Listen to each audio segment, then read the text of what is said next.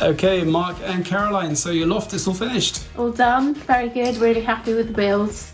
It's been looking great, the builds are fantastic, really courteous, easy to work with, easy to have in our house, and we're really pleased with the work that's been done. Excellent. And Caroline, why did you decide to go for City Lofts? Because we had a lot of open communication, there were never any barriers there, and we had a lot of clarity throughout the job. So we were never wondering what was happening, we always knew what was going on. Fantastic. And Mark, do you have anything in particular about the loft that you like? Yeah, I love the space. Conversations I had with Kulveer along the way were really helpful. I had to maximise its visual space. That was basically taking it right down lower. But yeah, the guys were really courteous. I mean, kind of almost missed them walking around the house, to be honest.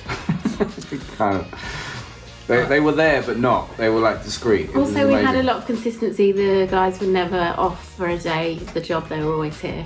So they were always working, which was brilliant. Fabulous. And we understand that you may be looking to get the guys back in for something else in the future? Yes, definitely. We'd really like to get them back in for doing our ground floor extension, hopefully. Yeah.